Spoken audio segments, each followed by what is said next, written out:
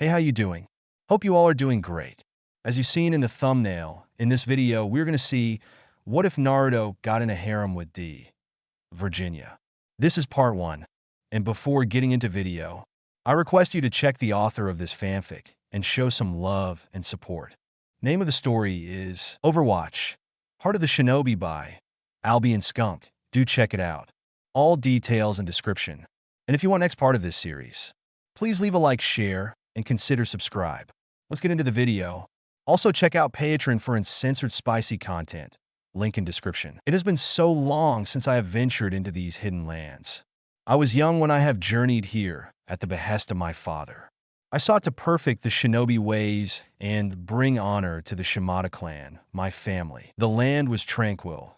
There were forests as far as the eye could see, rivers endlessly flowing, and the energy of life flowed freely. But even here, the hearts of man remained. With the power of chakra, the shinobi villages of this land fought one another over many things. It was here that I had discovered what it means to be a shinobi, a warrior of the shadows. But it was here that I had discovered a beautiful and rare flower, a shinobi with a bow. A beautiful redhead looked at the man incredulously.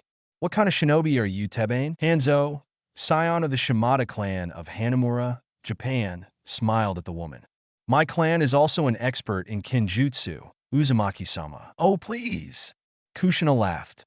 My father is Uzumaki-sama. Just Kushina is fine. Very well, Kushina-san. Anyways, Kushina placed her hand on her hips and grinned. Thanks for the help, Hanzo-kun. I would have been toast if it weren't for you. Hanzo bowed to the woman.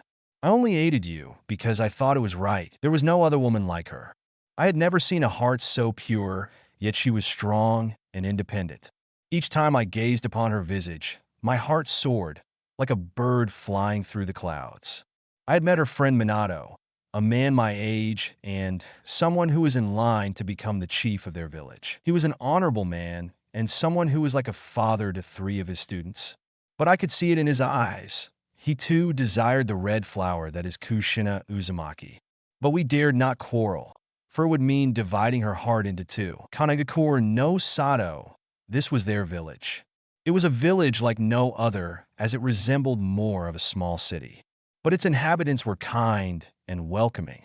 Though there were some who were paranoid due to the war, I made sure that I would not offend them. Their current village chief, Sarutobi Hiruzen, was an old friend of my father and welcomed me to the village with open arms.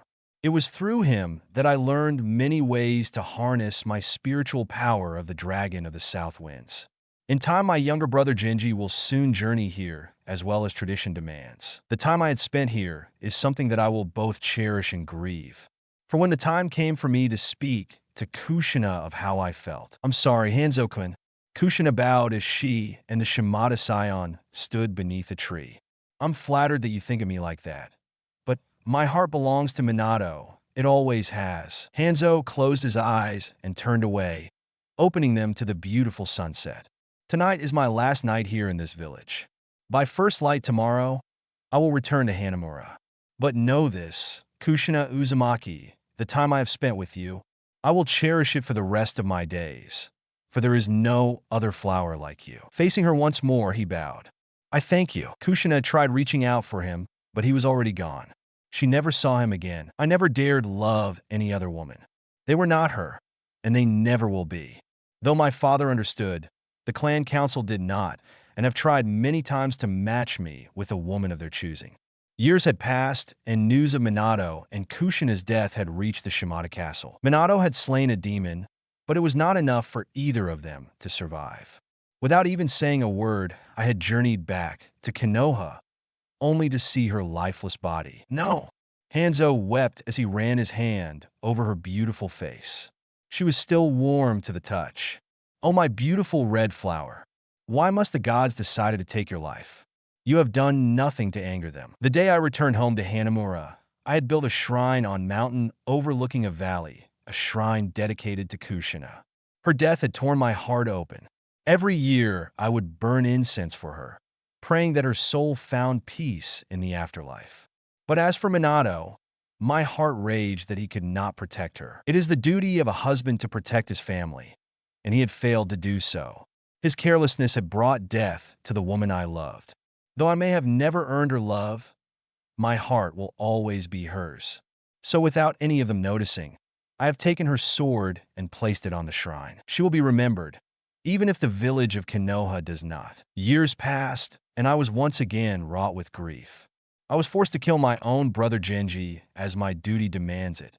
Guilt had took hold of my entire being, and with it I had left the clan, roaming the world, perfecting my skills as a warrior, and putting my ghosts of the past to rest. I traveled far and had been through many battles, both against worthy opponents and myself. The deaths of both the woman I love and my younger brother haunted me. And once again, I have brought back to this hidden land. But I was not brought to the village, but a valley that was once a place where two great warriors had clashed. I was brought to a dying child who had lost everything. Hanzo gazed at the dying child, a child of gold hair, blue eyes, and whisker marks on each cheek. The gods must have such a cruel sense of humor that he was brought to this child. He looked at him and saw the gaping hole on his chest, a hole that narrowly missed his heart. But Hanzo's thoughts immediately left the Shimada's mind when he heard his broken words. "Kill me?" The child whispered. "Please kill me, Tadabeo." Hanzo's eyes widened when he heard the child's verbal tick. There was no doubt about it. This boy was their son. How could he have not known about this? Could the village have been keeping him a secret? "Tell me, child." Hanzo knelt down beside the boy. "What is your name?" "Ooh." The blonde coughed as he held his wounded chest. "Uzumaki." "And Naruto." The Shimada shinobi sighed and looked on in sadness. This boy had her face, he can see it, but it also bore his likeness. It cannot be helped. Picking the child up, they disappeared into the shadows. When a silver-haired shinobi arrived, all that was left on the water were two headbands, one slashed in the middle and one without. The silver-haired shinobi widened his uncovered eye as a tear went down. He held the headband and clutched it tightly as he knelt down by the pool of blood.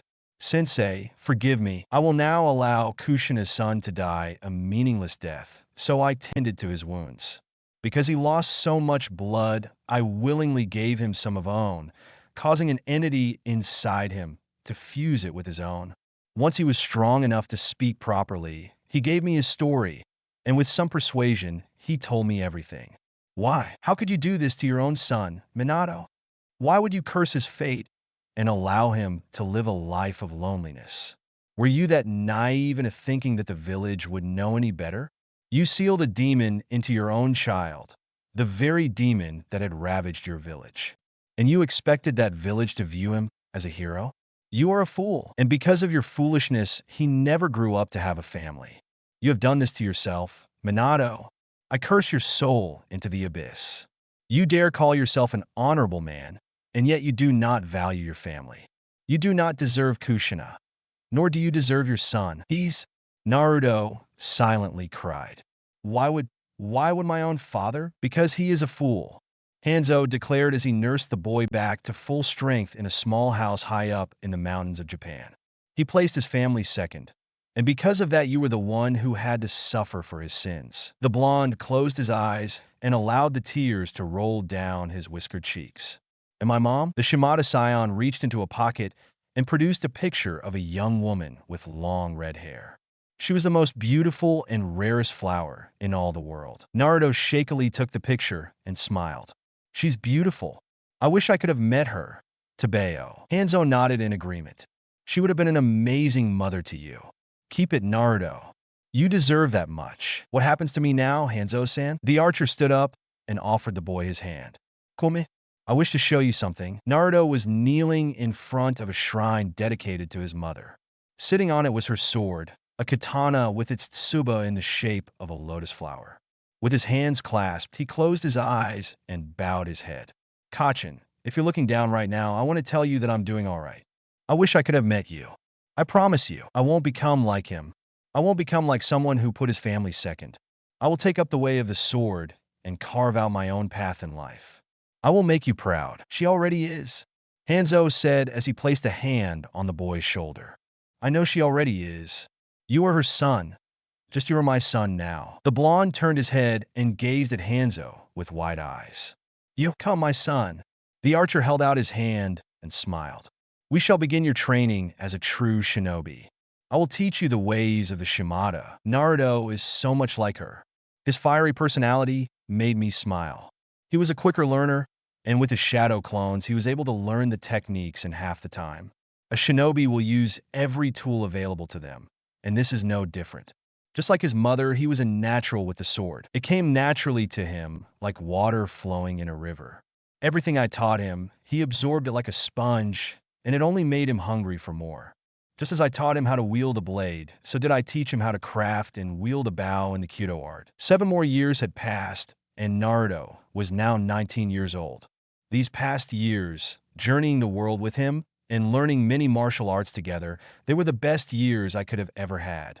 Today we have returned to Hanamura, where we will be paying our respects to my younger brother Genji once more. Today marks the 10th anniversary of his death. Had things been different, Kushina and I could have had Naruto.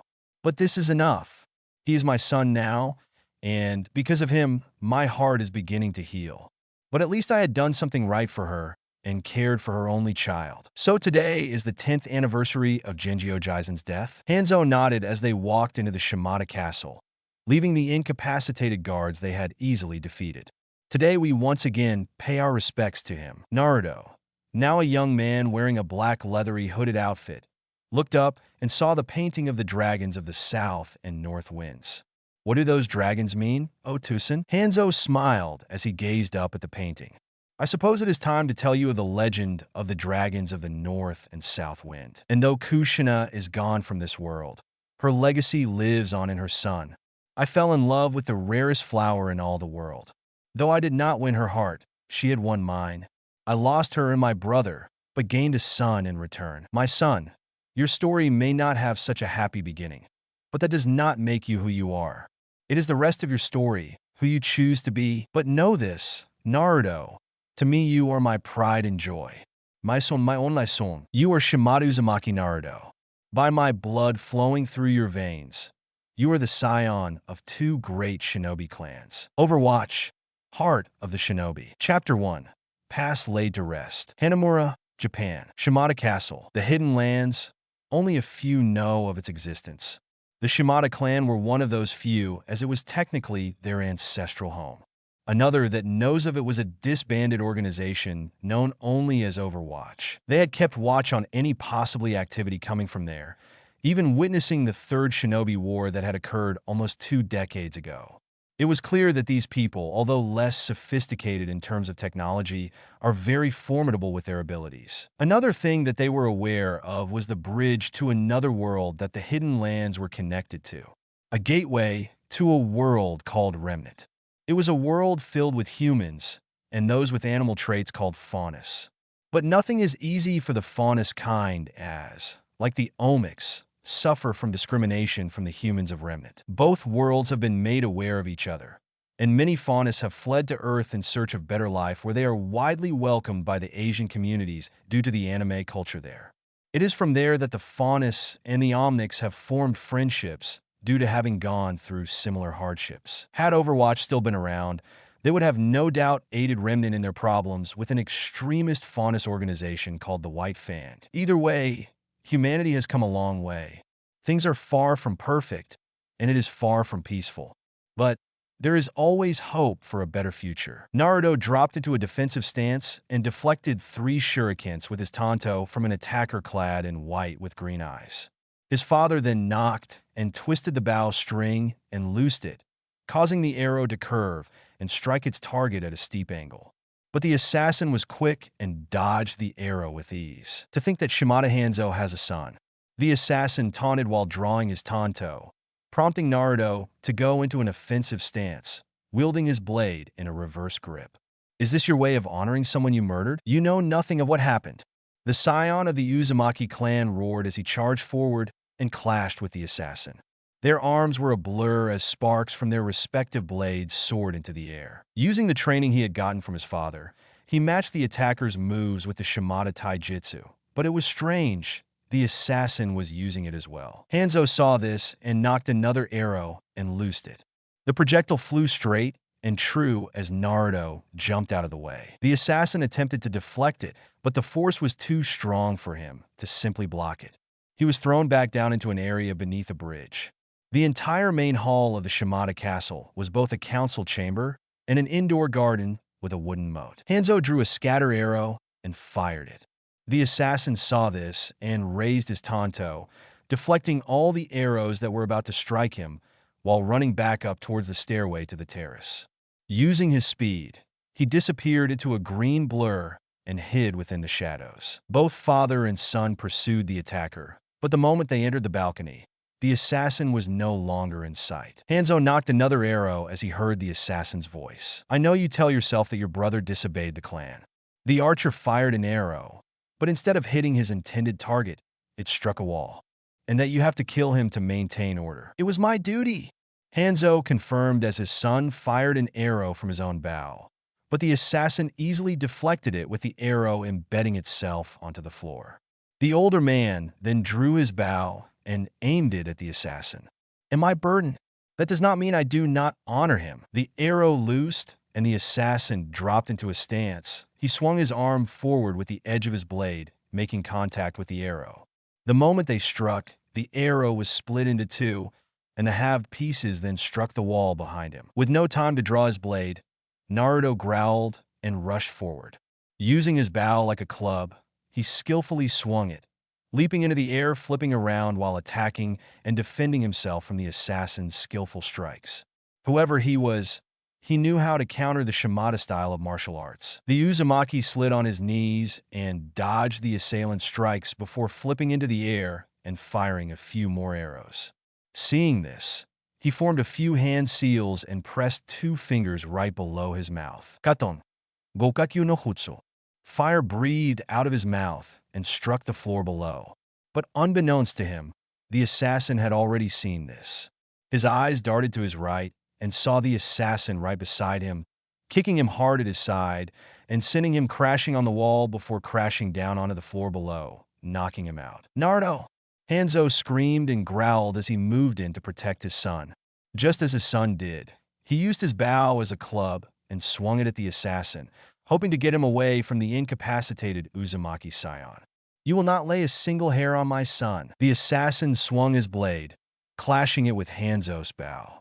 The latter made a strike, but the assassin dodged before countering with his own attack. Both weapons grinded against each other before the assassin got the upper hand and kicked the Shimada scion, sending him towards the railing. Hanzo gritted his teeth as he blocked the assassin's blade with his bow, preventing it from striking his throat. "You think you honor your brother Genji with incense offerings?" The assassin taunted as he tried to press his blade further down, but was not able to. Honor resides in one's actions. Hanzo was now livid but saw his son's arrow still on the floor. "You dare lecture me about honor? You are not worthy to say his name." He kicked the assassin away and threw him away, grabbing him by the neck with his bow before throwing him across from where he was. Going for his son's arrow, he pulled it and aimed at the assailant. At this, the blue dragoon tattoo on his left arm glowed brightly with a mist. Ryuji Wagateki wa Karao. 2 dragon spirits emerged and roared, flying straight towards the assassin.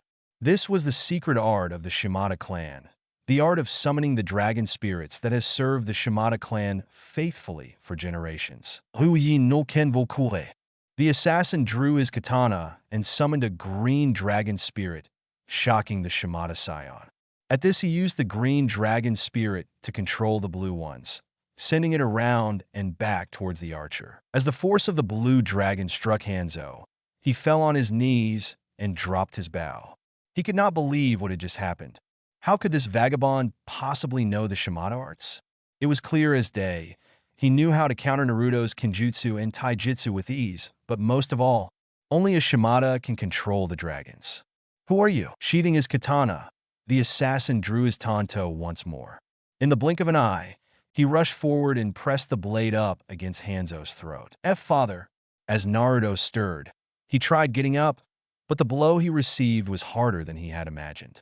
His vision was blurry, but even he could see that the assassin now had his father beaten. Seeing this, he looked at his son before resigning to his fate. "Go ahead, kill me, but you will not lay a finger on my son. My sins are my own." The assassin turned his head and looked at the archer before pulling away and sheathing his blade.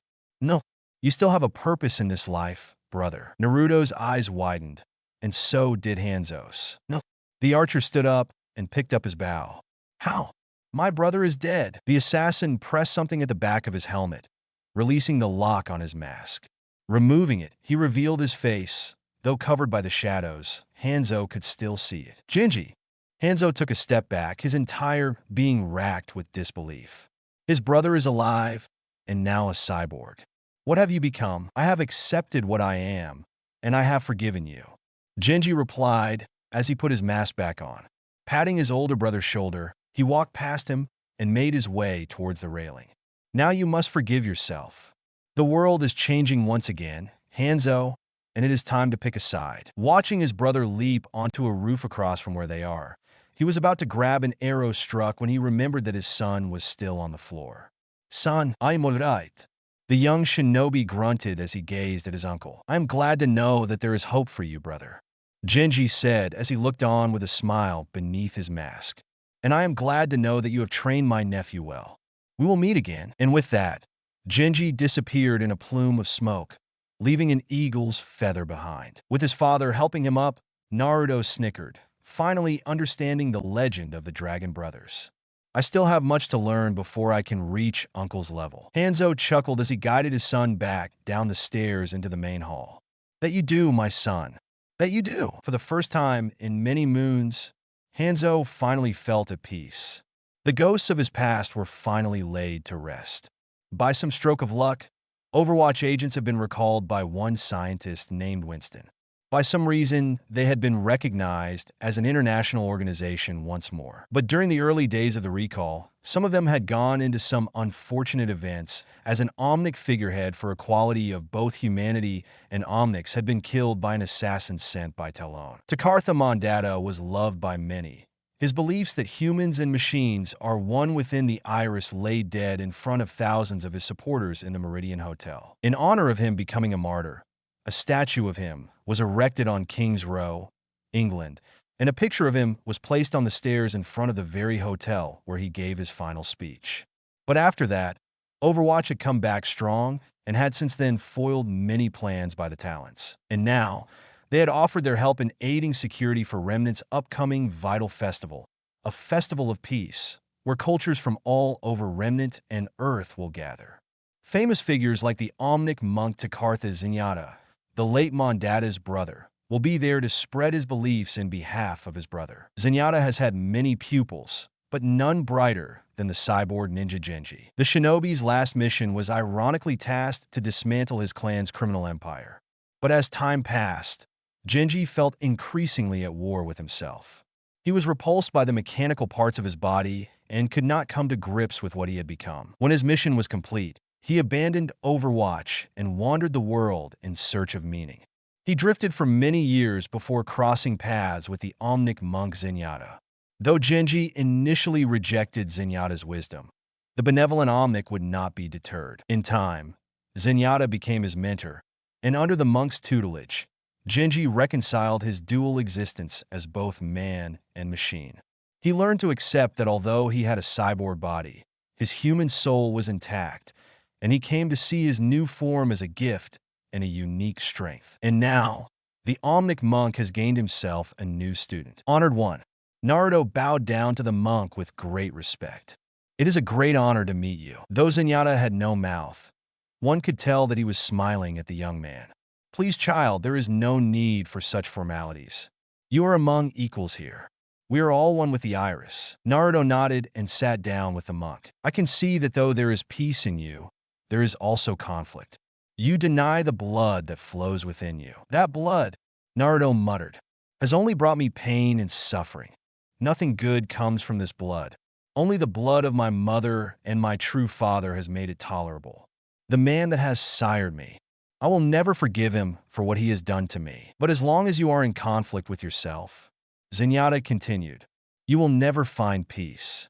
The blood that flows through your veins will always be a part of you.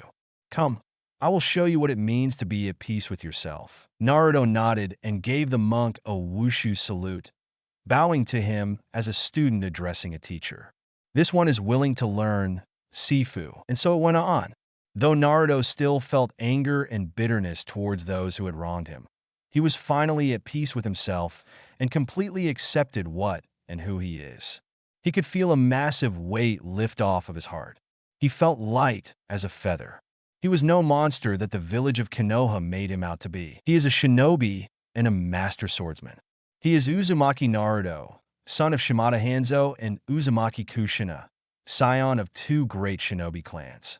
With the Kyuubi sealed inside him, the blood of Shimada Hanzo, whom donated blood to him, is now completely fused into him as if it was a part of him. It turned him into a full-blooded Shimada clansman. He was now related to his adoptive father by blood. Just as much as he enjoyed taking lessons from Zenyatta, he enjoyed learning from his uncle Genji. Under Genji's tutelage, he had learned more of the Shimada style of Kenjutsu, combining it with the Uzumaki style to create a deadly new form. But Naruto knew that should Konoha discover his whereabouts, he would be declared a missing mean and or hunted by them so that he could be retrieved. He is far too important to the Leaf, as he is the Jinchuruki to the most powerful tailed beast. He was meant to be Konoha's weapon, even though he was scorned by them. He still remembers the hateful stares, the whispers, the beatings. But thanks to Zenyatta, he finally put that all behind him. If Konoha does come for him, he will not show any mercy. He is not their property. Genji was also pleased to hear that both father and son are working to reform the Shimada clan into a nobler clan of shinobi. A clan that will work on striking down the wicked. It was here that Genji informed the reformed Overwatch of this.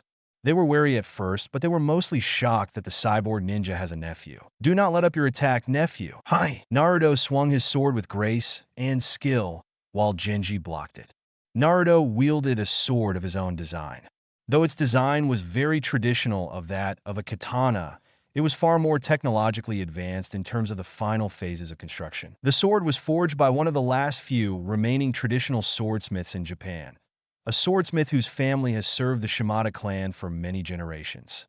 Once the sword was forged, technology was used to turn it into a high-frequency blade. A high-frequency blade was a sword reinforced by a powerful alternating current and resonated at extremely high frequencies. This oscillation weakened the molecular bonds of anything it cut, thereby increasing its cutting ability. Striking, cutting, and thrusting attacks were performed with the blade, with the sharpened edge and point used for lethal attacks, and the blunt edge used as a clubbing weapon. Proficient users were also able to wield the blade with such accuracy and speed that they were able to deflect bullets. Naruto's sword did not use a traditional sword mounting or the tsuba guard. Instead, it used polymers as the sword's tsuka or hilt. But what made it so unique was that the blade was red. Naruto wanted a sword forged in honor of his mother, and a red blade fit the bill. He has come a long way, Hanzo said as he drank some sake while sitting beside the Omnic monk. You have brought him up well, Zenyatta said. Hanzo grunted. I only raised him these past 7 years, but you have done more for him than anyone in his life. The monk reminded. To him you are his father, and no one else. What his sire had done is unforgivable, that much is certain. But at least he has learned to accept what and who he is. Just as you are at peace with yourself, so is your son. Thank you, Sifu. Zenyatta smiled and nodded to the Shimada scion. I am honored to have taught your son. Both he and Genji are my brightest pupils. He will do a great many things. Continue to guide him, Hanzo. I feel that his past is not yet finished with him. He may have found peace, but that does not mean that there won't be challenges he will have to face. Hanzo nodded. I will, Sifu. You have my word. 3 months later, at the age of 17, 2 years ago, Naruto finally got his clan markings. Just like his father before him, his entire left arm was covered in ink. With the Uzumaki swirl on his shoulder, the rest was the markings of the 9-tailed fox and a red dragon. He felt proud and happy that he had a clan. But right now, he was facing a tiny dilemma. The Uzumaki scion huffed at the pamphlet. This Beacon Academy seems inadequate. Once a huntsman loses their weapon, they are defenseless. They are not even taught how to prepare themselves when they finally take a life. You will be there representing our clan, my son, Hanzo said as he sat at the table with his son, enjoying lunch together. The home they were in was his childhood home where he grew up with Genji when they were just boys. It was a house in Hanamura, a mile distance away from the Shimada castle. It was a house that has not been used in a very long time, not since their mother died. Now it is home to the father and son, where they will be staying. It would have been more homely if Kushina were there with them, and thus a picture of her sat on the table with them. It had been months since the Shimada had been purged of every corrupt elder, and had since then began reforming their ideals to what it once was during the ancient times. Of course, the public eye still sees the Shimada as a wealthy business, owning several shops in Hanamura. Hanzo had agreed to Overwatch's request for Naruto to attend Beacon as a representative and foreign student. If they're to gain a friendly relationship with the organization, then this is their best chance. But Naruto will not be alone in this. He will be joining one other from the South Korean Mobile Exoforce. Have faith, Naruto, Hanzo said as he eyed his son with amusement. You're given a chance to show them what the Shimada clan is capable of. Naruto pursed his lips. I suppose that is one consolation. Beacon does have an exceptional academic program. See? Everything will work out. I hear that shinobi from the Hidden Lands will be there. Hanzo did not react and just kept on eating his meal. I will be there, and so will your uncle, so you have no need to worry. Overwatch will not tolerate abductions, especially when it comes to relatives of one of their own. I will not show mercy should they try something, Naruto quietly declared. The Shimada clan head nodded and quirked up his lips into a small smile. I expect nothing less. 20 years ago, South Korea was attacked by a colossal omnic monstrosity that rose from the depths of the East China Sea. The massive, lumbering construct caused catastrophic damage to coastal cities before it was driven back beneath the waves. In response, the South Korean government developed a mechanized armored drone unit called Mecha to protect urban environments in future engagements with the omnic threat. Every few years, the omnic would return, assaulting South Korea and its neighbors. The omnic learned from these encounters, often reconfiguring itself in a different form and appearing with new weapons and capabilities. Each incident ended in a stalemate, with the monstrosity defeated but not destroyed. As the omnic continued to adapt, it eventually disrupted Mecha's drone control networks, forcing the military to place pilots in the mechs.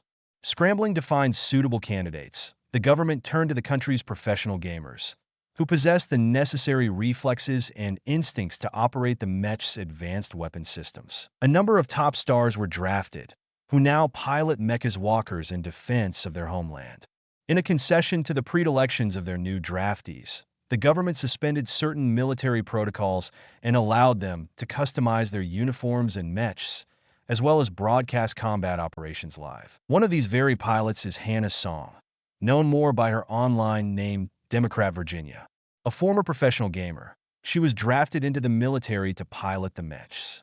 Lately, she has begun streaming her combat operations to her adoring fans, and since then her views had reached the world, turning her into a worldwide sensation and global icon. Even Remnant has begun watching her streams, garnering her even more fame. Shooting robots and taking down Talon mercenaries is nothing short of fun for her. But for now, she is being sent to Remnant to become a foreign student and represent her nation. Pulling the triggers and maneuvering her pink mech, she fired at the Talon mercenaries. She had just arrived at Tokyo, where she will be meeting with several Overwatch officials. But the moment she stepped off of her plane, several armed men garbed in black had opened fire. Stupid griefers and gankers. Hannah spat in her native tongue as she kicked a Talon mercenary, sending him straight towards a cargo container. Turning her mech, she fired her mech's pair of arm-mounted pulse cannons and unleashed a stream of continuous wave of energy bolts at her foe. Some were taken down, while others took behind cover. Ugh. These noobs are annoying. Perhaps I can be of assistance? Hannah turned her head and saw a shadowy figure wielding a red katana coming down on those mercenaries behind cover. All he heard next was screams and the gutting of flesh. Seeing this, she found a few mercenaries losing their cover. Grinning, she pulled the trigger, took them out in one swipe. The mysterious figure brought his sword down and finished off the last remaining Talon mercenary. Flicking his blade, he placed it back into its sheath, slung onto his back. Democrat Virginia in the flesh, a pleasure to finally meet you. Yeah. Hannah dismounted, revealing her long brown hair and pink eyes. The guy in front of her was definitely a ninja, and by the looks of it, his katana reminded her of Metal Gear Rising. The sword was red like Jetstream Sam's. Thanks for the help, I guess. The figure smiled as he emerged from the shadows, lowering his mask to reveal his whiskered face. No problem. I'm Naruto. Shimada Naruto. Shimada? Hana's brows rose at the name. But I thought most of them were wiped out? Naruto nodded. Most of them were, yes. But it has been reformed by my father, as he has now taken the seat of clan head. So you're Hanzo-san. The shinobi nodded once more. Are those? Yes, they're birthmarks. And tattoos, yes. I have tattoos on my entire left arm. I am being sent to Remnant at Overwatch's request. Me too. Hana was happy that she wasn't going to be alone for her trip to Remnant, and her new friend isn't bad to look at either. Looking at his sleeveless arms, she can tell he's a hard worker. Okay, he's hot. So what? Is there something on my face? Wadash. Hana's face went beet red at the realization that she had been staring at him for a few minutes. No. Just happy that I'm not alone for this trip. Naruto nodded in understanding. Well, is there anything else you need? Oh no. Hana waved her hands before bowing to him. I think I got it. Thanks for the help. But I could have taken care of them myself. But I believe you were having a little difficulty there. The former professional gamer pouted and crossed her arms. No, I wasn't. I totally had them. Naruto smiled, making her feel more irritated. Seeing as she will be all right, he bowed to her. Well then, it was a pleasure meeting you, Democrat Virginia.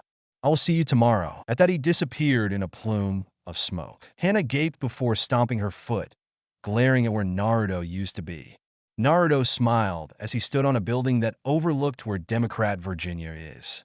Lowering his hood, he was now revealed to have changed the color of his hair. Through a ritual, he had permanently changed the color of both his hair and eyes as he wanted to look closer to his mother and away from the man who had damned his life. From blonde, he was now a redhead with violet eyes, just like his mother. It was also much longer now with him, having tied it into a small ponytail. Looking down, he could see DVA's furious face. What he didn't tell her was that he was going to watch over her from the shadows and make sure that she got to where she is going to safely. There was no need to tell her that. She certainly wasn't bad to look, so that's always a plus in his books. Kill stealing hacker. She certainly has fire. Dr. Angela Ziegler, aka Mercy, has been a member of Overwatch for many years. Ever since the organization's reformation, she had been more than happy to meet up with her colleagues in Tokyo, where they will be heading towards Remnant through the Hidden Lands. She has seen many things wherever she had gone. She had seen some beautiful things, some amazing things, some sad and depressing things, and she saw some horrible things. She had disagreements towards South Korea's conscription of their professional gamers, due to them possessing the necessary reflexes and instincts to operate their mechs. The one she had just met was Hana Song, more commonly known as Democrat Virginia, a 19-year-old young woman. To her, is far too young to be sent to fight. In Angela's eyes, she is still a child. What concerned her more was that newcomer that had met up with her former patient Genji. Uncle, a red-haired young man with whiskers on his cheeks and tattoos on his entire left arm, bowed to the cybernetic ninja. Nephew, you came. I am here to represent the clan, uncle. I would never dare bring dishonor. Genji nodded and patted his nephew's shoulder. Genji. Angela approached them. This is your nephew? The cyborg nodded. This is Naruto, my brother Hanzo's son. I was not aware that he had a son. I am adopted. Naruto clarified before bowing to the woman. A pleasure to meet you, Dr. Ziegler. I thank you for saving my uncle. The woman saw how young the redhead was and slightly frowned at the sight of his tattoo.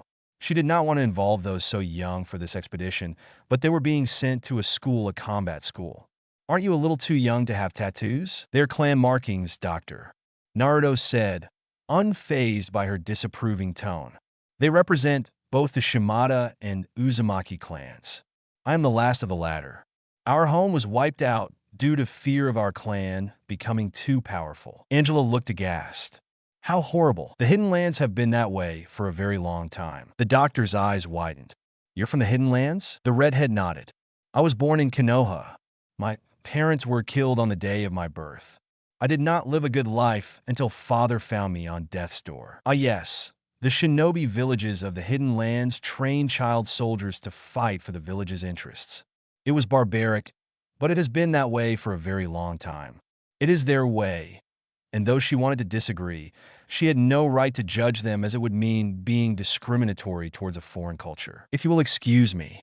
Naruto bowed to both his uncle and the doctor before making his way inside. I will make myself acquainted with this place. Watching the young shinobi head inside, Angela bore a sad look. For someone so young, he has been through too much. His left chest is somewhat warped, a scar perhaps? Genji shrugged. What he has endured has only made him stronger. He has no desire to become clan head. He only wishes to live out his life the way he wants. He deserves that much. Has your nephew ever had a chance of being a child? Genji shook his head much to Angela's displeasure. No. He had lost that right on the day of his birth. Overwatch. Heart of the Shinobi. Chapter 2. Into the Land of Dust. You don't really talk much, do you, love? A young British woman at 26 with short, spiky brown hair eyed Naruto as he went through the ritual of cleaning his bright red katana. I only talk much when the need arises, Naruto said as he ran an oiling cloth over the blade after wiping out any possibly debris with a simple cloth. Running it down, he let the oil settle before wiping it clean off with a wiping paper. What you doing? Cleaning HAREM. AKA what? It is the name of his sword, Tracer. A large gorilla wearing white armor said as he walked in. It means Red Princess, am I wrong? Naruto nodded and gave the talking gorilla a small smile. You are correct, Winston-san. I have studied various cultures of the world, Winston said as he adjusted his glasses. A pleasure to meet you, Shimada Naruto. I am Winston, scientist and member of Overwatch. I am well aware of who you are, the red-haired shinobi said, nodding to the gorilla in a respectful manner. I read many articles of your organization's exploits. It is a shame that the world had rejected your ideals during a time of great need. Tracer shrugged. Not everyone likes what we do, love, but still, we do what we can. What about you? What about me? Excited to do hero stuff with us? Naruto stifled a chuckle as he gently dabbed the Ichiko ball on his blade, lightly spreading a special powder over the red metal. I do not believe in heroes. Tracer tilted her head. No, I believe in the ideals of working in the dark to serve the light, the redhead declared as he glided a cleaning cloth over the blade, wiping the powder away. I do not look for recognition or attention. Well, that might be a little too late to say. Naruto raised an eyebrow at Tracer's words when he was then shown a YouTube video of him taking down Talon mercenaries with Democrat Virginia, the very same encounter he had last night. Everyone is wondering who this new ninja is, Winston said as he then went to the comment section. People are saying you're like a mini Genji. In a real-life Jetstream Sam from Metal Gear Rising, while Genji is riding. Well, he is my uncle, and I did learn the Shimada style of Kenjutsu. The shinobi then widened his eyes before letting out a sigh. I was careless, damn it. I was hoping for people not to know of me so soon. Well, there's nothing you can do about it now, love, Tracer said as she stood up and stretched her arms and back. Naruto stared at his blade, and instead of seeing the reflection of his face, he saw his mother sadly smiling at him. Blinking, he saw his face. He mentally sighed that his mother could be saddened at how he turned out. Perhaps this was not what she had wished for him. He wouldn't know. She's not around. Naruto? HM? The redhead was snapped out of his thoughts when Winston nudged him. Are you all right? Hi. The shinobi nodded as he placed Akahime back into her sheath. I was just thinking, it's ironic for me. Years ago, I was an attention seeker due to not having grown up with a nice, loving family. You're an orphan, Tracer said with her eyes widening a little. Naruto nodded once again. I grew up not knowing any better. Every day, I would come to home, an empty apartment with no one to greet me. The village I was born in scorned me for the power that I possessed within me. It's rather depressing, having the world reject you. Added with being an orphan and a scapegoat just added insult to injury. Later on my 7th birthday, the beatings. Blimey, Tracer gasped. They would beat a child? What kind of people are they? Naruto's eyes looked distant as he gazed out the window to see the sprawling city of Tokyo. They would call me Demon Child or Demon Brat, as if I was an actual demon. So I escaped my rundown apartment and hid in a cave within the forest, sometimes for days. Children were not allowed to play with me. Their parents would tell them to keep their distance, alienating me in the process. Winston frowned. That was not right. No child should be subject to such experiences. When I was 12, months before Shimada Hanzo found me, I gained an ability where I can make fragile copies of myself called shadow clones. Through them, I would use them.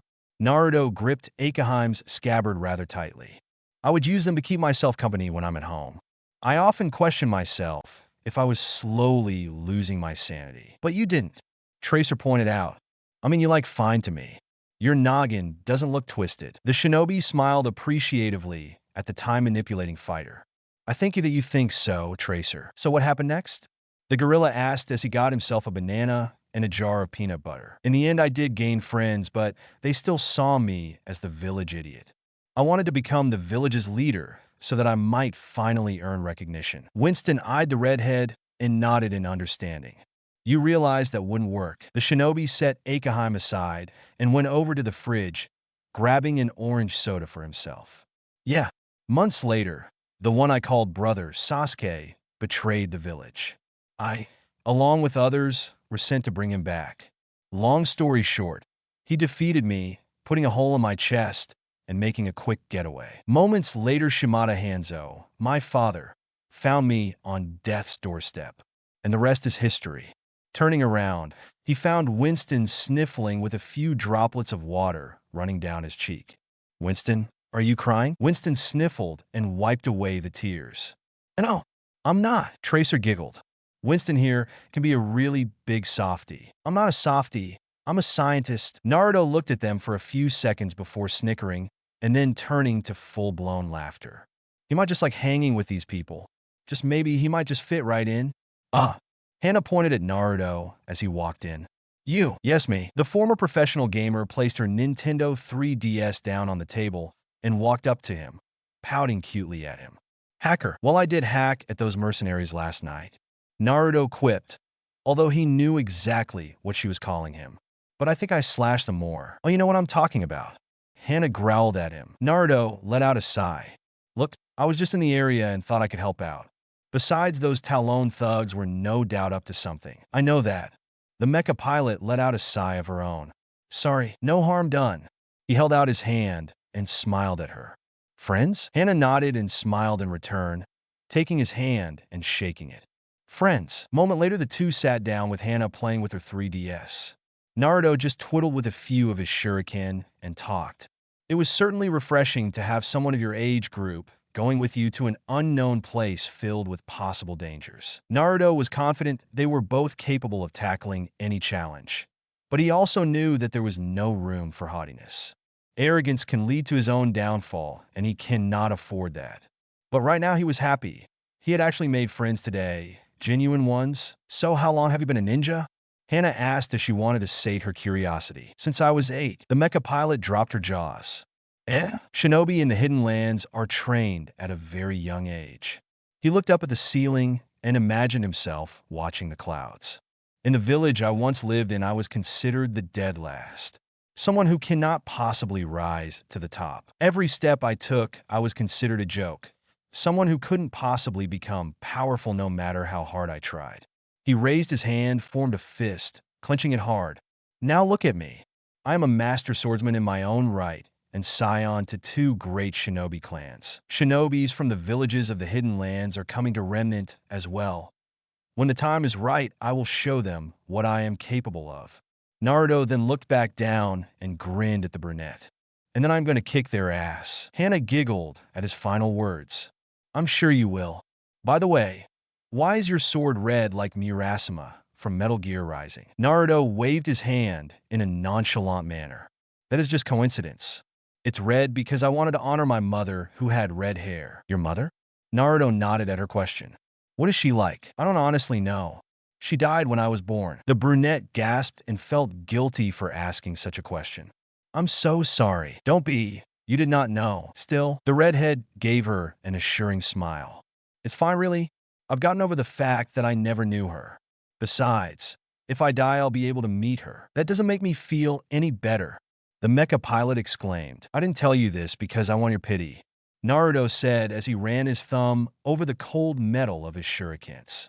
I told you this because I want people to hear my story and tell those who wish to hear it that even a nobody like me can rise to the top. Everyone in this world, be it rich or poor, famous or not, Everyone has untapped potential. Hannah smiled at his words. You are correct.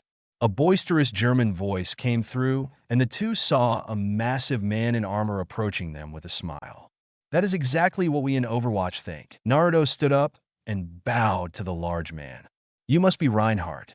I am Shimada Uzumaki Naruto, scion of the shinobi clans of Shimada and Uzumaki. No need to bow to me, boy. Reinhardt gave the young man a boisterous laugh and patted him on the back. It is good to finally meet a fellow warrior. I am honored to meet you. Naruto said. The armored man laughed. And so modest. We will get along just fine. He then looks over to Democrat Virginia and approaches her, handing her a small notebook. I was wondering if you would sign this for me. He clears his throat and lowers his voice, whispering to her with a small blush to his face. For a friend, Hannah giggles and nods, grabbing a pen and writing her signature on the notebook. Of course. Here you go. Love, Democrat Virginia. Once the large knight left the room, Naruto snickered and shook his head. That was definitely for his so-called friend. Hannah giggled and nodded in agreement. I get those kinds of autograph requests quite often, so it's normal for me. How do you handle it? Naruto asked. The fame, I mean? The brunette shrugged. I mostly chat with fans online and meet them during conventions. Other than that, I'm mostly at home or on duty, patrolling the coastal cities of my country. What about you? I'm a ninja. Naruto reminded her. I've done a few assassination on criminals with large bounties.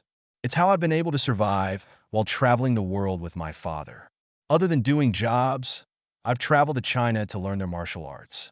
It's really an experience. Lucky. Hannah's voice was slightly envious. I don't get to see much.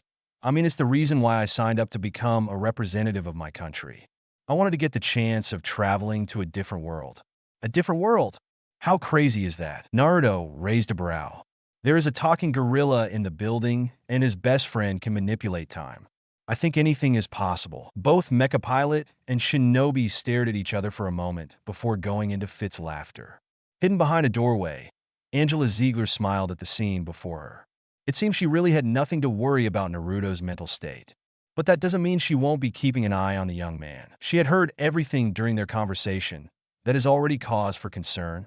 She has a feeling that Naruto may be seeking retribution to those who have wronged him. That is not uncommon when it comes to a shinobi clan. She cannot allow someone young like him to think of doing things like revenge. Next day, Sifu, Genji, and Naruto bowed to the Omnic monk. My pupils. Zenyatta returned the gesture. So good to see you two doing well. You don't look too bad yourself, Sifu. Zenyatta chuckled at the younger shinobi. Naruto, you seem to be more relaxed. That is good. It is all thanks to your teachings, Sifu. Zenyatta. Tracer greeted the monk. It is an honor to meet a member of the Shambali. Mondatta was an inspiration to me, to us all. Zenyatta said, I miss him greatly. The Shambali were formed after the Omnic Crisis, after experiencing what they referred to as a spiritual awakening. They abandoned their pre-programmed lives to establish a communal monastery deep in the Himalayas. After many years of meditation on the nature of existence, they came to the belief that they were more than artificial intelligences and that, like humans, they possessed the essence of a soul. Recognizing the spiritual equality they held with humans, the monks, led by the enigmatic robot known as Takartha Mondatta, sought to heal the wounds caused by the Omnic Crisis a generation earlier and bring humans and robots back into societal harmony. Their message was embraced by millions around the world, and they became global celebrities. But with Mondatta dead at the hands of a Talon assassin identified to be the Widowmaker, Zenyatta has taken up the mantle of showing the people the way of the iris. Zenyatta had long since left the monastery and became a wandering guru, traveling the world and helping people overcome their personal struggles and finding inner peace. Naruto and Genji are two of those he had helped along his way. Honored Sifu. Naruto gave the monk a whoosher salute. It is wonderful to know that you will be traveling with us. This trip itself will be an experience for us all, the monk declared, to help the Faunus with their struggles for equality. Genji nodded. We will be more than happy to help you, Sifu. Zenyatta smiled. Thank you, my pupils. I think it's time we get going. Winston announced. We'll be passing through Yuzushiobikure. All eyes were now on Naruto as he mentioned the name of the place. My ancestral home. But before Naruto could say any more, a voice came from behind. Wait! A woman in her 30s with glasses and a large jacket came running in. Don't leave without me. May. Angela smiled at the woman that came up to them. We were beginning to think you weren't coming. I cannot pass up the chance at studying Remen's forests. May said, I also want to study the hidden while we pass through. Winston nodded. Let's go. Yuzushiovicure, Land of Whirlpools. The Land of Whirlpools was a sight to behold. It was a tranquil place with nature overtaking the area. But it was also a sight of sadness as the ruined village of Yuzushiovicure was there for everyone to witness. How sad, May whispered as she saw the ruined buildings and homes of the once proud village. Several shinobi villages destroyed it out of fear of my clan. Naruto said, we were skilled in both the art of the sword and Fuinjutsu, the art of sealing. They thought us too powerful, and so they ruined us. All because of that? Angela gave the redhead an incredulous look. That's here in the Hidden Lands, power is everything. Genji explained to his colleagues. Fear is a norm and a weapon. We won't stay here for long. Naruto whispered as he jumped off the transport and down on the ground. The redhead had found himself in the village's underground section of the library, where Uzumaki clan's most precious jutsu scrolls are kept. Thankfully, no one had entered the chamber. Sifting through some of the old scrolls, he took one that was related to Kenjutsu and smiled that it was one of the techniques he hasn't learned yet. He didn't really get that much of a chance to go through the library the last time he was here, so getting a few more scrolls was always a good thing. Laying a storage scroll down on the floor, he placed the scrolls he had taken on it and made a hand sign, sealing the items within the scroll. Oh my! Naruto's head snapped upwards and spotted the angel-winged doctor gasping at him.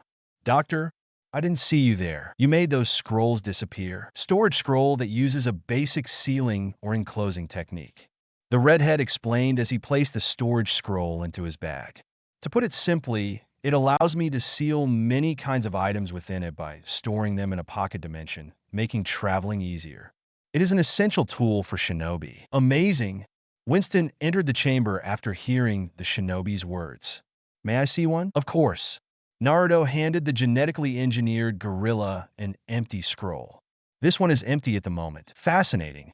It uses a special kind of paper infused with an energy. That energy is chakra. Naruto explained, similar to the one Zenyatta uses for his orbs. It's still a mystery how Omnics are able to channel them. Perhaps they were really blessed by Buddha. Do you mind if I have this so I can study it? The Uzumaki scion nodded. Go ahead, I can always make more. Many thanks, Naruto. May certainly got her samples as the plants here were nothing like she had ever seen. Naruto, Hana, Zenyatta, and Genji were at the graves where many of the village's people, both ninja and civilian, were laid to rest long ago. All of them were on their knees with their hands clasped together, paying their respects to those who had lost their lives to a pointless war. Many of those who died have yet to even learn how to walk. It was a sad sight. May their souls find peace within the iris. Zenyatta prayed as he set a flower down on one of the graves. Once again, the four bowed before turning to head back to the transport. Once back on, Naruto was met with sympathetic looks as even though he was born here, it was still a part of him. With the ship taking off, they now made their way towards the threshold to Remnant. This is the reality that many villages here may face. The redhead stated, out here, it is survival of the fittest. Angela frowned. It still does not make it right. All those innocent lives because people got too afraid. Fear does that. Zenyatta said, people fear what they do not understand. It makes them become irrational and impulsive. Naruto sat down in one corner of the transport and saw Hana following after him. Are you all right? It's never easy whenever I come to Yuzushio to pay my respects. So many waster lives. There are so few of us now. Hey! Hana whispered as she placed a hand on his, something that surprised her. You're not alone here? Okay. Naruto smiled at her. Thank you. Looking through the window, he saw the beautiful view of Yuzushiovikure's island as the transport approached the threshold that will take them into Remnant. It's beautiful. Hana said, yeah. Naruto said with a nod of agreement. But he didn't mean the island. Beautiful. Remnant, Vale City, Kingdom of Vale. It was already night when they had arrived. At the Vale Council's expense, they were given a place to stay at a hotel, while Naruto and Hana will be staying in Beacon Academy as second years. As such, their luggage has been sent to the academy the moment they had arrived. Well, it was mostly Hana's belongings since Naruto has all of his stuff in storage scrolls. The city was peaceful, but Zenyatta could already see the areas where the faunest neighborhoods are. Even though Vale was considered one of the less racially discriminative kingdoms, the separation between races was still evident. The humans lived on this side of the city, and the faunus on the other. It deeply saddened the Omnic monk that his race wasn't the only ones facing such hardships. But now that he is here, he can help them with their pains. But most of all, two of his brightest pupils will be at his side to aid them. "Where are you going?" Hana asked as she watched Naruto make his way out of the hotel. "I'm going to stretch my legs for a bit," the redhead replied as he put on his hood and mask. "I'll mostly keep to the rooftops, so I won't attract any unneeded attention. So don't worry about me." "Naruto," Angela called out as she walked up to him. "I'll be fine, doctor," the shinobi said with a smile behind his mask. He didn't know why the Great Mercy was worrying about him so much. On their way here from Yuzushio, she made sure that he wasn't depressed or having any negative thoughts. For a doctor, that was normal, but she was practically babying him. He wasn't used to that kind of treatment. "Just, I'll be sure to be back by midnight." "Okay." Before Angela could stop him, a hand went up to her shoulder and saw. "Zenya, he is not used to that kind of treatment you are giving him, doctor. He prefers his independence." The healer sighed. "I'm just worried about him. He's still young," and the Omnic monk leaned in as he felt that there must be a reason that why she is acting like this. "Doctor?" Angela bit her lip before turning around. "It's nothing." All the while, Hana looked on before heading back inside. She'll be heading to Beacon with Naruto tomorrow, so there's nothing really for her to worry about. Naruto is more than capable of taking care of himself. The night was young, and he figured that it was a weekend. He could see the various people enjoying their nights, buying their drinks, and having a good time at restaurants and bars. It made him smile that there were some humans interacting with their faunus friends. Jumping to another set of rooftops, he neared the deeper parts of the city where the city's port is located. It was simple, really. Areas like this with little light source at night would be the perfect place for shady dealings and activities to occur.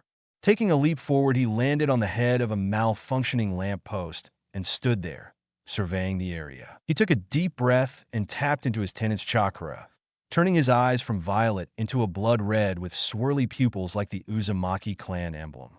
Right after Hanzo had nursed him back to health, he had struck a deal with the QB. Flashback. The nine-tailed fox chuckled as the blonde enters his mindscape. "The first time my jailer sees me and he wishes to use more of my power? You are bolder than I thought. I want power. I want power for my own selfish reasons. I want to make sure that I do not lose like that again." "Yes." The QB hummed as he remembered Naruto's disastrous loss to the Uchiha. "That would be problematic, not only to you, but to me. If you die, I die, simple as that. But tell me, why should I let you use my power? Because it would benefit us both," Naruto declared. "You are the QB no Yoko, the most powerful of the 9 Bijou. What would you think if you saw that your Jinchuruki is a weakling? I barely made it out with my life against Gaara." "Yes." The QB suddenly got angry at the memory of facing the one-tailed raccoon. The fox roared and slammed his head up against his. "You nearly embarrassed me that day, brat. You had to rely on a fucking toad to defeat that dumb raccoon." "A toad? So what's it going to be, furball?" The fox growled at the blonde and glared at him before going into a deep laughter. "You're not as dumb as I thought, brat. Let me ask you, why do you wish to use my power?" "Simple," Naruto chirped as he grinned at the Bijou. "I just want it." The fox chuckled. "Very well. I will grant you a dojutsu of my own device. Be warned, I will not go easy on you when it comes to training you in using my power." Naruto bowed. "Of course." QB. In flashback, the eye of the fox granted him to see through many visions, much like using an infrared goggle. It allowed him to see things similar to a thermal imaging goggle, but it also allowed him to see through night perfectly.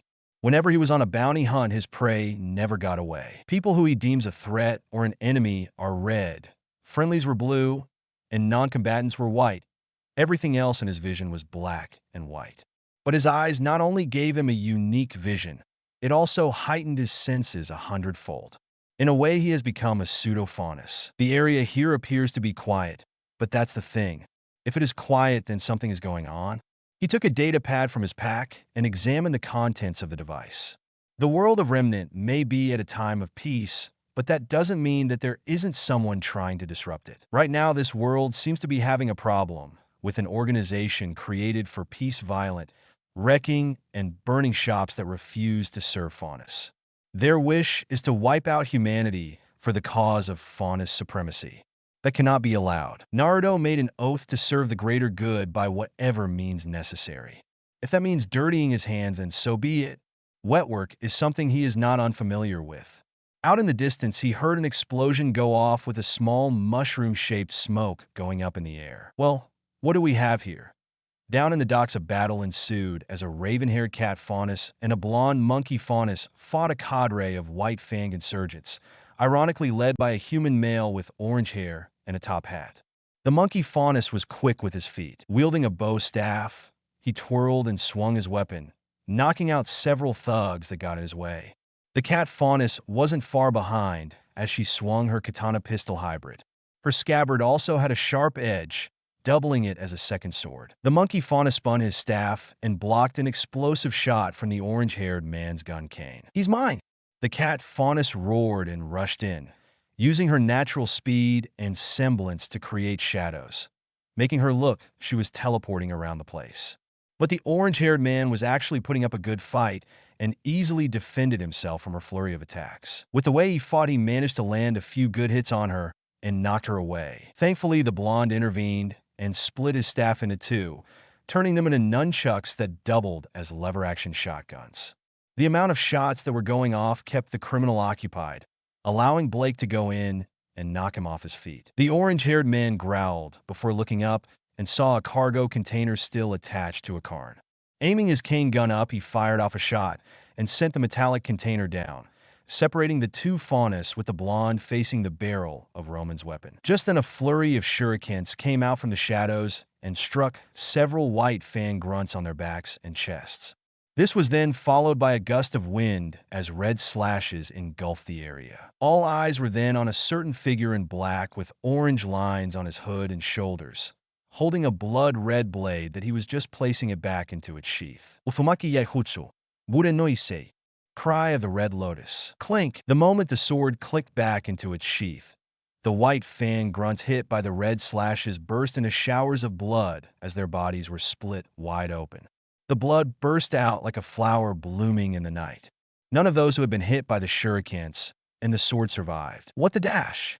Roman Torchwick, a wanted criminal in Remnant, gaped at the scene. This was not part of the plan. He could no doubt handle these two kids, but this guy, he just killed 12 men without even a second thought. One of the grunts who had witnessed this roared and fired his gun. The bullet soared through the air, straight towards the dark hooded stranger. But then all eyes widened as the stranger drew his sword with lightning-fast speed, faster than anything they had ever seen. They were frozen in place as the blade made contact with the bullet right down its center. But for the swordsman, everything around him slowed down. His eyes were on the blade as the bullet began to split in half with its metal just gliding over it. Instead of getting hit by the bullet as the gunner intended, it just got split in half, flying off in two directions, completely avoiding him. Whoa! Son, Blake's friend, gaped at what had just happened. Did that just happen? Who the hell are you? Roman barked as his plans were now officially ruined by this unknown. You know how hard it is to do this kind of heist. I care not for your problems, criminal. The swordsman replied with a slight Asian accent. You and your kind only wish to disturb the peace. I am simply the executioner. Flinging his arms forward once he sheathed his blade, dozens of shurikens came out of his sleeves and struck the white fan grunts in front of him. But what was strange was that they all ignored their aura. Seeing that they were distracted, he rushed in and drew his sword once more. Everything else was a blur. Blake couldn't move. Although technically the white fang were her enemy now, they were still her kin, and she could not bear the sight of them being slaughtered like this. As the bullheads in the air fired their machine guns at the swordsman, he deflected them with his sword, preventing each and every one of them from hitting him. Off to the side, a bright green laser sliced some of the bullheads open, sending them and their occupants crashing down. Blake, a red-haired girl with a red hood, came rushing up to the cat faunus. Are you? The girl stopped short as she saw the several dead bodies. All right? Well, what happened? Gore. Roman growled as he retreated into a bullhead, ordering the pilot to take off with the rest. Tonight they will be coming home empty-handed. These kids just keep getting weirder and weirder. Though your aid was unneeded, it is not unwelcome, the swordsman said with gratitude in his voice as he approached the orange-haired girl that fired the laser. You are a very unique Omnic. Sifu Zenyatta will no doubt wish to meet you. You? The girl's eyes widened. You know what I am? The swordsman nodded. Is there something wrong? The orangette lowered her head. You're not bothered that I'm a machine? The swordsman smiled behind his mask. Humans, machines, we are all one within the iris. It is a pleasure to meet you. I am Storm Shadow. Oh. The girl then perked up. My name is Penny. It is a pleasure to meet you. Storm Shadow then bowed before patting her head. He became amused by her enthusiasm. If you wish to meet with Sifu Zenyatta, come to the Vale Royal Palace Hotel tomorrow and simply ask for him. I have no doubt he will wish to meet you. Penny nodded vigorously. Okay, good. Now then, I must take my leave. All eyes were on Storm Shadow as he disappeared in a plume of black smoke, leaving a feather behind as it dissipated. Blake had to hold Ruby and cradle her, as she was now traumatized by the several dead bodies of her kin on the ground with pools of blood forming a large one. But one question remained in her mind. Who is Storm Shadow? Vale Royal Palace Hotel. It seems you have been busy tonight. Naruto turned his head as he entered his hotel room through the window, spotting Genji right at the door. Uncle. Genji grabbed the remote and turned it on, showing him the footage of policemen at Vale's docks covering up several bodies of white fan grunts. What did you find? They were strangely led by one Roman Torchwick, a human. The older shinobi raised an eyebrow. But I thought the white fang were anti-human? Naruto furrowed his brows. That's what I thought as well. But it seems that they are up to something. What I do know is that he seems to be supplying them, as he may have supplied these people with transport aircraft. We have a lot of work to do. Genji muttered. Get some sleep. We will discuss with the rest tomorrow morning. Yes, uncle. Oh, and Naruto? Genji gave his nephew a smile. Excellent work. As expected of a shinobi of the Shimada and Uzumaki, you handled the situation well. The redhead bowed. Thank you, uncle. Unknown location. So you're telling me that you weren't to get anything and lose at least most of the men given to you? Roman gulped as he was stared down by a woman in a red dress, her fiery eyes peering into him like she was staring into his very soul. All he could do was nod fearfully. As some ninja guy came in out of nowhere, shurikes and katana and stuff, took out 30 guys in seconds like they were nothing. People in the news said he's called Storm Shadow or something. Storm Shadow. The woman muttered. He calls himself the executioner of people like me, a vigilante. The woman crossed her arms as she turned to two of her associates behind her, a rogue element with a vendetta against criminals and the like. Emerald. Yes, ma'am? A girl with bright emerald hair stepped forward. Add this Storm Shadow to the list. No doubt he will be an annoyance to our plans. Also, find out who he is and who he may be with. Emerald nodded. They had a lot of work to do. Naruto's mindscape. Deep within Naruto's mind as he slept, he sat on a cliff overlooking a beautiful valley. It had been a while since Naruto had decided to change the outlook of his mindscape, chancing it from a sewer to a mountain overlooking a valley filled with life. He sat on a rock, holding a piece of wood and a carving knife, creating a masterpiece. You've been at it for a while, Kurama stated as he lay behind the redhead, relaxing as always. Helps keep me at peace. You've come a long way from what you once were. Yeah, I certainly enjoyed what you did a while ago. Naruto harumphed. They made their choice, just I made mine. They sowed their fate when they chose to terrorize innocents and upset the balance for the sake of their misguided beliefs. In a way, I'm a Shinigami. Kurama cackled as he stood up and went back into the forest where his cave is. And that is why you are my favorite Jinchuruki. You have no problem taking a life. The redhead grunted as he placed the wood carving down and enjoyed the view. Moments later, a figure appeared behind him. He had bright gold hair and wore a long white cloak with fiery patterns on the tresses.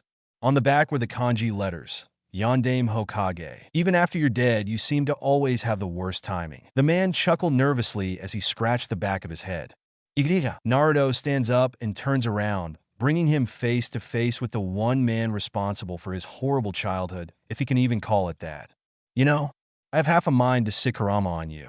I'm pretty sure he'll like that a lot. Minato Namikaze, Naruto's father, let out a sheepish chuckle as he felt like he was being stared down by his wife.